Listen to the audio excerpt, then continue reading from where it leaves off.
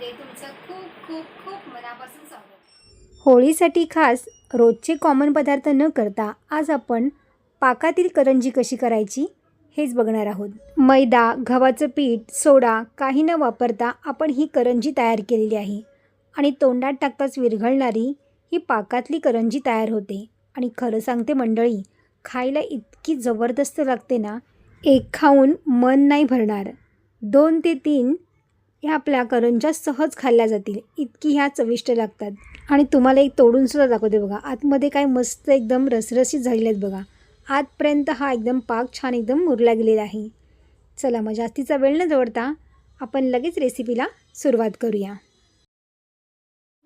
एका मिक्सिंग बाउलमध्ये इथे मी ओलं खोबरं घेतलेलं आहे। आता इथं मी 1 वाटी किसून घेतलेलं ओलं खोबरं आहे आणि त्यानंतर 4 चमचे आपल्याला दूध पावडर घालायची आहे। 4 चमचे यामध्ये इथे मी पिठी साखर घातलेली आहे। तुम्ही पिठी साखरेच्या ऐवजी साखरेचा वापर जरी केलात ना तरी देखील चालेल। आणि त्यानंतर 1 चमचा तूप घालून हे मिश्रण व्यवस्थित मिक्स करून घ्यायचं आहे आपल्याला।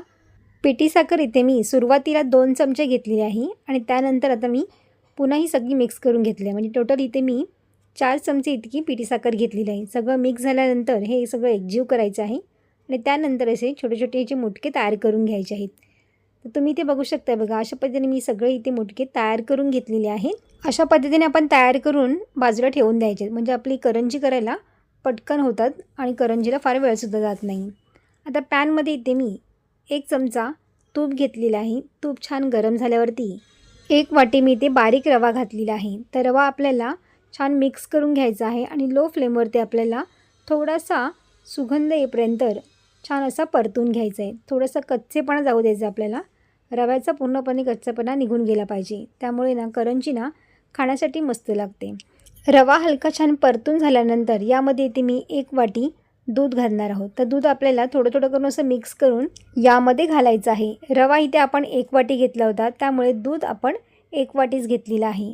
तर आता आपल्याला गॅस बंद करून घ्यायचा आहे आणि पूर्ण छान असं हे मिक्स करून घ्यायचं आहे। रव्याने दूध पूर्णपणे असं शोषून घेतलेलं आहे, त्यामुळे आता आपलं सगळं मिक्स करून घेतलं ना की यावरती आपल्याला झाकण ठेवून छान मुरू द्यायचं आहे। रव्याचं मिश्रण खूप गरम आहे, ते थोडंसं थंड होऊ द्यायचं आहे, तोपर्यंत आपण पाक तयार करून घेऊया। तर पॅनमध्ये इथे मी पाऊण वाटी इतकी साखर घेतलेली आहे, अर्धी वाटी आपल्याला पाणी घ्यायचं आहे। सगळं व्यवस्थित असं मिक्स करून घ्यायचं आपल्याला। हे या पाकाचा आपल्याला एकतारी पाक किंवा जास्तसुद्धा करायचं नाही आहे घट्ट, तर फक्त जरासा चिपचिपी झाला ना की आपल्याला गॅस बंद करून घ्यायचा आहे। थोडासा हाताला नॉर्मली चिपचिपी झाला पाहिजे, चिकट चिकट जर लागेल ना त्यावेळेस आपल्याला गॅस बंद करून घ्यायचा आहे। अजून आपला पाक तयार झालेला नाही आहे, थोडं आणखीन आपल्याला 2-3 मिनटं छान शिजू द्यायचं आहे। आणि आता तुम्ही बघू शकता बघा, छान असं चिकट झालेलं आहे। आता यामध्ये तुम्ही 1 चमचा वेलची पूडसुद्धा घालू शकता।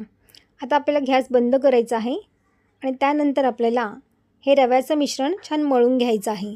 खूप जास्त घट्ट वाटत असेल ना, कोरडं जर हे मिश्रण झालं असेल ना, तर थोडंसं दूध तुम्ही याच्यामध्ये ॲड करून पुन्हा छान असं मळून घ्यायचं आहे। तर थोडंसं इथे मला घट्ट वाटतं आहे, त्यामुळे इथे मी थोडंसं मीठ आणि याच्यावरती अगदी थोडंसं मी 1 चमचा इतकं पाणी घातलेलं आहे, गरम पाणी।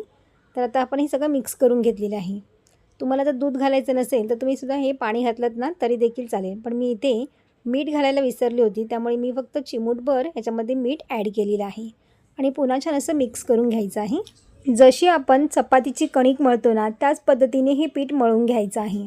हाताला थोडंसं तूप लावलं ना तरी देखील चालेल। आता तुम्ही बघू शकताय बघा, मस्त एकदम मऊ असे हे पीठ मळून तयार झालेलं आहे आणि किती सॉफ्ट झाले बघा। आता आपण करंजी करायला घ्यायचं आहे। जर एकच उंड्यापासून तुम्ही छान अशी पोळी लाटून घेतलीत ना तर पटापट आपल्याला करंज्या करता येतील।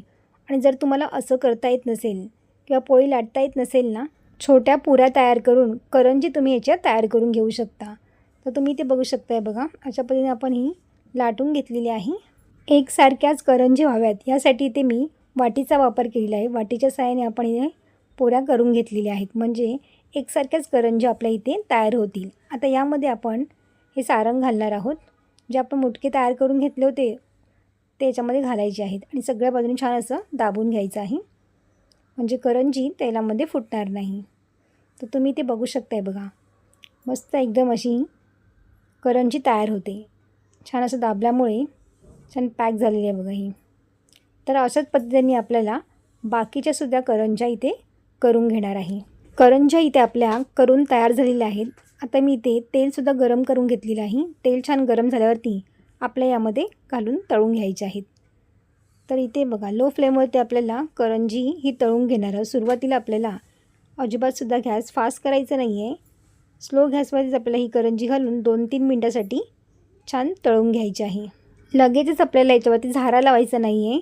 2-3 मिनटं ही तळून घ्यायची आहे. नंतरच आपल्याला ही झाराने ही दुसरी बाजूसुद्धा छान तळून घ्यायची आहे. दुसरी बाजू पलटी केल्यानंतर आपल्याला गॅस थोडासा मीडियम करायचा आहे आणि मीडियम गॅसवरती छान गोल्डन कलर येईपर्यंत आपण ह्याला फ्राय करून घेणार आहोत. आणि तर लगेच आपल्याला याला काढून घ्यायचे आहे. एकदम मस्त कलर आला आहे, तुम्ही बघू शकताय बघा, एकदम छान एकदम कलर आलेला आहे. अशा प्रकारे आपल्याला बाकीच्या करंज्यासुद्धा इथे तळून घ्यायच्या आहेत. तळून झाल्यावरती लगेचच आपल्याला ह्याला पाकामध्ये घालायचे आहेत. तर इथे पाकसुद्धा आता थोडासा गरम करून घेतलेला आहे. त्यामध्ये इथे मी वेलची इन्सेन्स घातलेला आहे. तुमच्याकडे जर ना वेलची पावडर असेल ना, तुम्ही ती देखील घालू शकता यामध्ये. वेलची सिरप इथे मी अर्धा चमचा घातलेला आहे, त्यामुळे छान असा फ्लेवर येतो मस्तपैकी वेलचीचा. आणि त्यामध्ये आता गरम असतानाच आपल्याला ह्याच्यामध्ये करंज्या घालून घ्यायच्या आहेत, म्हणजे छान असा पाक आतपर्यंत मुरला जातो. पाकामध्ये आपल्याला 3 ते 4 मिनटं अशाच ठेवून द्यायचे आहे. दोन्ही साईडून छान असा पाक लागला गेला पाहिजे, म्हणजे तो आतपर्यंत छान मुरला जातो. आपल्याला 3 ते 4 मिनटं असंच ठेवून द्यायचे आहेत. नंतरच आपल्याला ह्या काढून घ्यायच्या आहेत. पाक करतानाच आपला खूप जास्त पाक घट्ट केला नव्हता, त्यामुळे हा पाक जो आहे ना तो आतपर्यंत छान असा मुरला जातो. आता ही करंजी आपल्याला काढून घ्यायची आहे. तर तुम्ही इथे बघू शकताय बघा, मस्त एकदम तोंडाला पाणी सुटेल अशी ही करंजी तयार झालेली आहे. आणि इतकी मऊ आणि लुसलुशीत ही करंजी तयार होते ना, तर तोंडात टाकताच ना विरघळते. आणि खरंच कितीही खाल्ल्यात ना तरी मन भरत नाही अशा ह्या करंज्या तयार होतात. तर होळीला आपण सर्वजण पुरणपोळी तर करतोच, जोडीला अशा करंज्यासुद्धा करून बघा, सगळ्यांनाच आवडतील इतक्या छान करंज्या तयार होतात.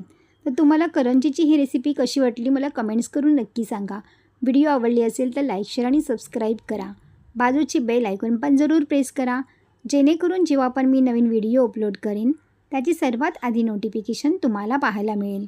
पुन्हा भेटू अशाच एका नवीन रेसिपीमध्ये. तोपर्यंत मस्त खा आणि स्वस्त राहा.